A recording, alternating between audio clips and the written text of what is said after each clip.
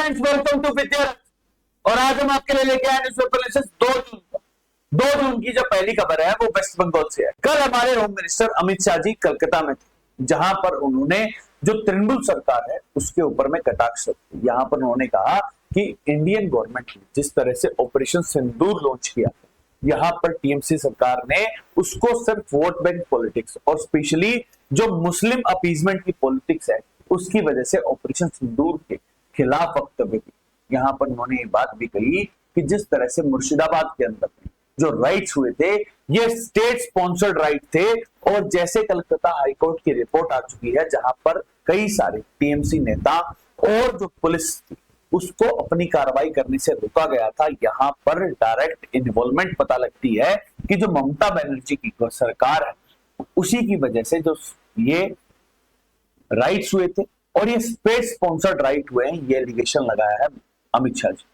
उन्होंने कहा कि बीएसएफ जिस तरह से मुर्शिदाबाद के अंदर में डिप्लॉय हुई, अगर वो पहले हो जाती, जो हिंदूज को जिस तरह से विस्थापित होकर अलग अलग जगह पर जाना पड़ा और जो राइट्स के अंदर में जो नुकसान हुआ है वो नहीं। यहां पर उन्होंने कहा कि 2026 के अंदर जो इलेक्शंस होंगे यहां पर बीजेपी की सरकार बनेगी और जो टीएमसी है वो यहां से चली जाएगी। इसके जवाब में जो टीएमसी पार्टी है उन्होंने कहा कि जो अमित शाह जी हैं वो होम मिनिस्टर और जिस तरह की चीप टैक्टिक्स का इस्तेमाल वो कर रहे हैं ये उनको अलाउ नहीं करता है, क्योंकि इस समय वो देश के गृह मंत्री भी हैं, उन्हें सिर्फ बीजेपी के एजेंट के तौर पर बातचीत नहीं करनी चाहिए। अब हम चलते हैं नेक्स्ट न्यूज की तरफ। नॉर्थ ईस्ट के अंदर में जो बारिश है उसने हाहाकार मचा दिया। कल मैंने आपको बताया था कि जो बांग्लादेश है उसके पास एक डिप्रेशन, एक लो प्रेशर बना हुआ है, जिसकी वजह से जो नॉर्थ ईस्ट का रीजन है वहां पर भारी बारिश की अंदाजा लगाया जा रहा है। और ये बारिश की वजह से लगभग असम के अंदर में 3.5 लाख लोगों को हटाया जा चुका है, विस्थापित करना पड़ चुका है, और जो लो लाइंग एरिया के अंदर थे उनको सुरक्षित हटाया गया। वहीं मणिपुर और मिजोरम के अंदर में लगभग 900 जो घर वो डिस्ट्रॉय हो चुके।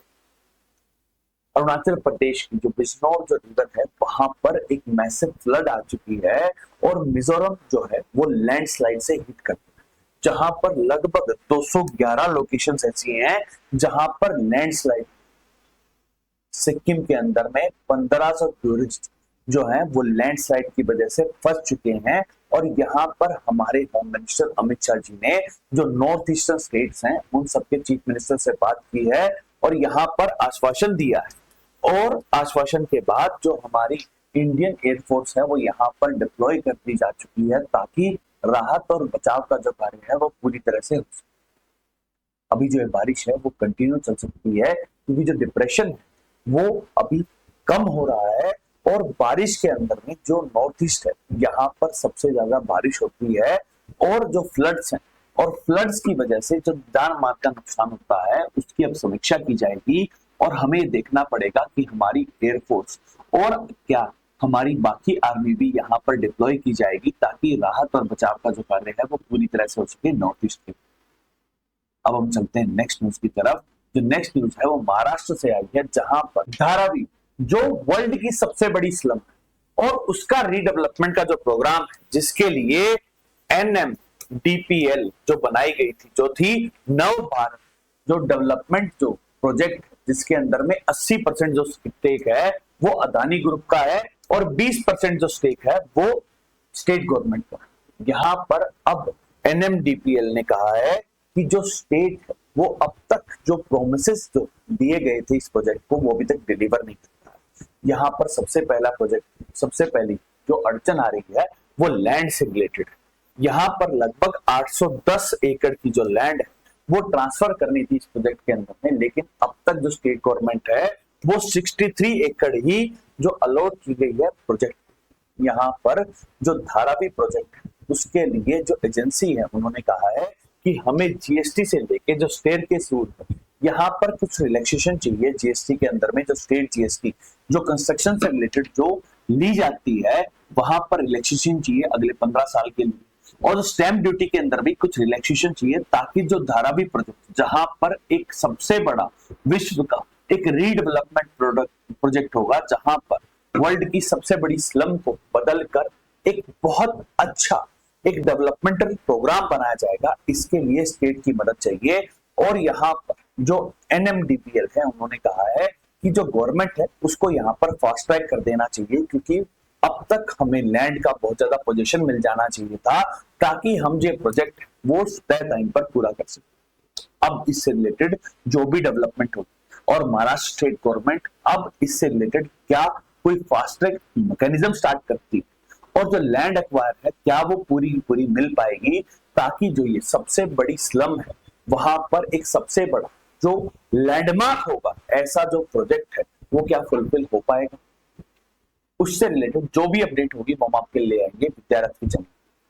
तो नेक्स्ट खबर है हमारी वो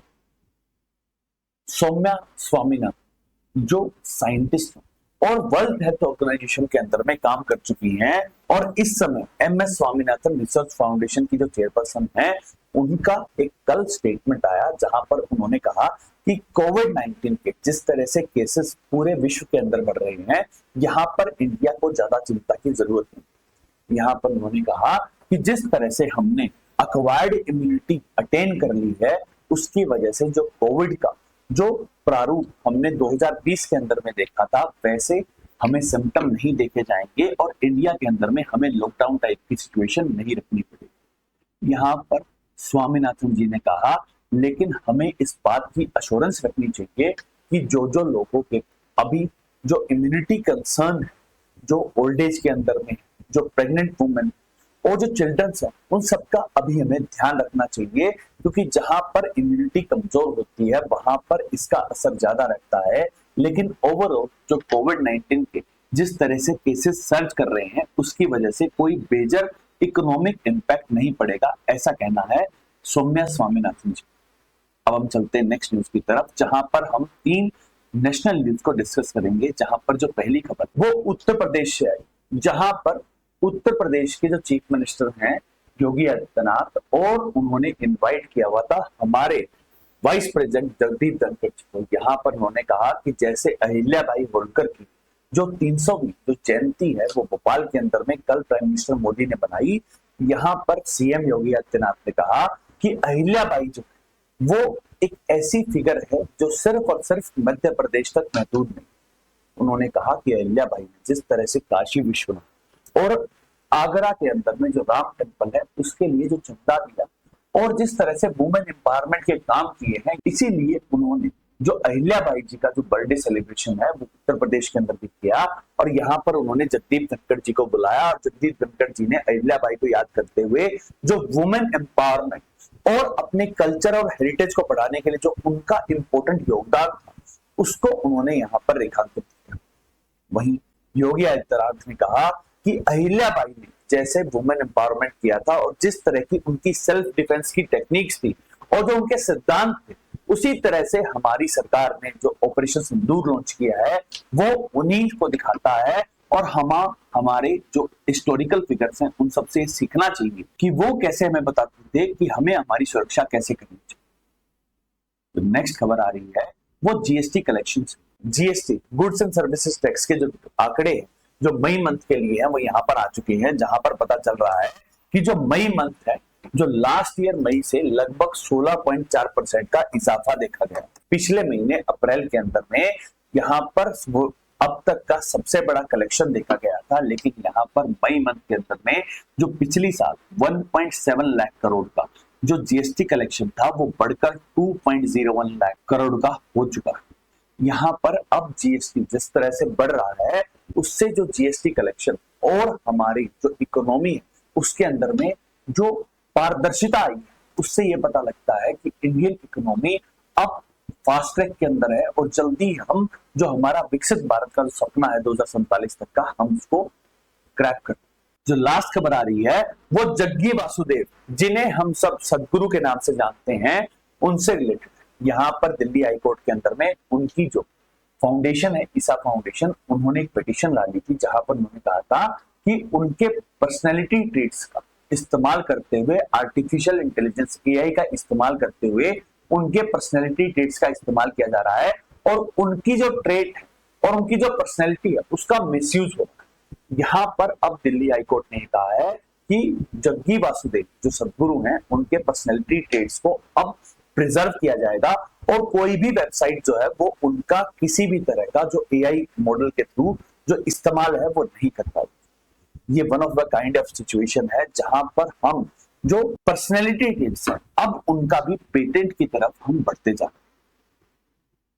हम चलते हैं इंटरनेशनल न्यूज की तरफ, जहां पर जो पहली खबर है वो रशिया से आई। रशिया यूक्रेन कॉन्फ्लिक्ट जो फरवरी 2022 में शुरू हुआ, 3 साल हो चुके हैं और सबसे बड़ा यूक्रेन ने रशिया के ऊपर में हमला किया है और इसको नाम दिया गया है ऑपरेशन स्पाइडर।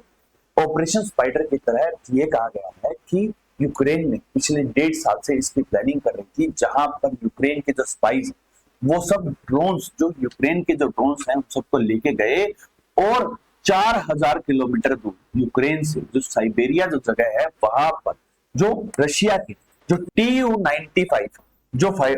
जो बॉम्बर जेट्स थे, जो उनका स्क्वाड्रन था, वहां पर अटैक कर। ये एक ऐसा अटैक बताया जा रहा है कि रशिया यूक्रेन कॉन्फ्लिक्ट के अंदर में जहां पर रशिया अपनी टेरिटरी को ग्रैब करता जा रहा था, लेकिन यहाँ पर एस्पियोनाज और स्पाइस की मदद से जो यूक्रेन है उसने सबसे बड़ा ब्लो दिया है रशिया यूक्रेन कॉन्फ्लिक्ट के अंदर में रशिया को। वहीं रशिया ने अब जो एयर स्ट्राइक है उसको बढ़ा दिया है, जहां पर 12 लोग मारे गए हैं और जो ऑपरेशन स्पाइडर है उसके तहत सिर्फ Tu-95 जो बॉम्बर है उनको ही अटैक नहीं किया गया। यहाँ पर अब जो कुर्द्स रीजन है यहाँ पर एक जो गुड स्ट्रेन है वो भी डिले हो गई है और यहाँ पर बताया जा रहा है कि यूक्रेन के ड्रोन्स की वजह से ही यहाँ पर एक जो ट्रेन है ये भी डिले। अब देखना ये होगा कि जहां रशिया एक पीस प्रपोजल इस्तांबुल के अंदर में रशिया यूक्रेन कॉन्फ्लिक्ट से रिलेटेड देने वाला था और यूक्रेन और रशिया के बीच में जो बातचीत होने वाली थी, जिस तरह से ऑपरेशन स्पाइडर यूक्रेन ने लॉन्च किया है, क्या उसके बाद जो रशिया है वो किसी तरह की पीस डील की तरफ बढ़ेगा या अपना जो अटैक है वो क्रैकडाउन करते हुए ज्यादा जोर से करे। सबसे इंपॉर्टेंट बात यह है कि क्या जो रशिया है जिसके पास लगभग 5500 न्यूक्लियर वेपन्स है, क्या यूक्रेन के ऊपर अब कोई न्यूक्लियर अटैक का खतरा भी मंडरा रहा है। जो भी अपडेट इससे रिलेटेड होगी हम आपके लिए आएंगे विद्यार्थी चैनल। हम चलते नेक्स्ट न्यूज की तरफ। जो नेक्स्ट न्यूज है वो बांग्लादेश से आई। शेख हसीना जो बांग्लादेश की प्राइम मिनिस्टर थी और जिनका तख्ता पलट कर दिया गया था 5 अगस्त 2024 को, उसके बाद से कल मैंने आपको बताया था एक ट्राइब्यूनल बैठा था जो शेख हसीना का 15 साल का शासन था उसके ऊपर में पूरी समीक्षा कर।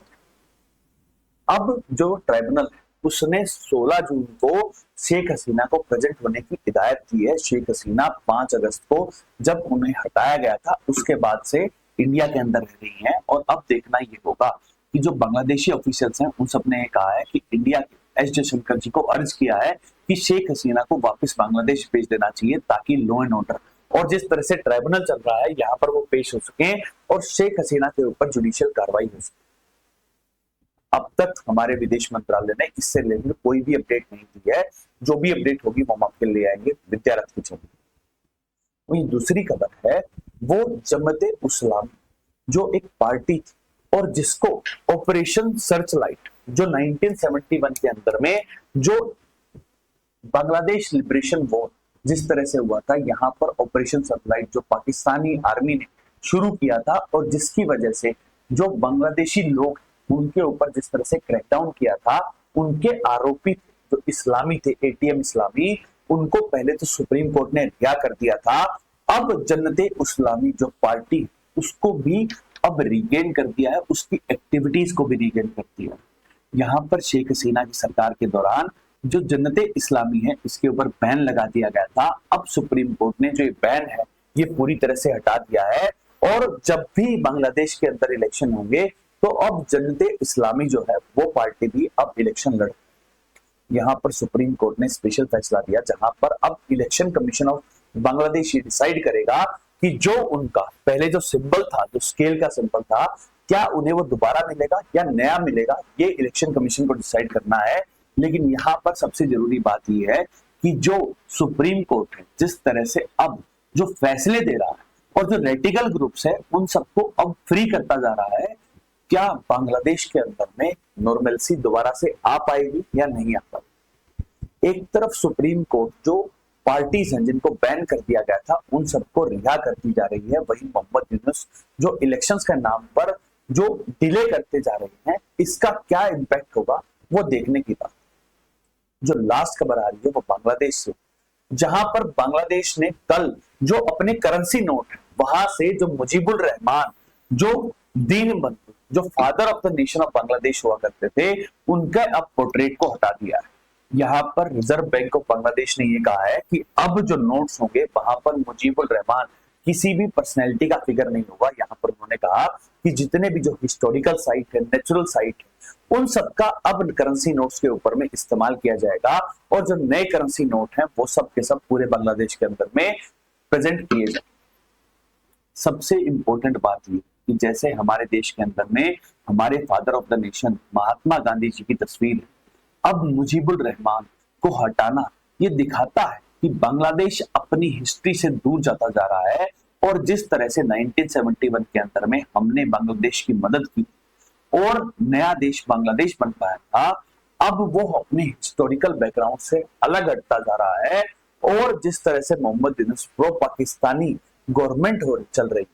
कल एलईटी ने जैसे बताया था कि उनकी इन्वॉल्वमेंट थी शेख हसीना को हटाने के अंदर में, अब बांग्लादेश के अंदर में कौन सी नई सरकार बनेगी और किस तरह की पॉलिसीज होंगी वो अब देखने का इशू।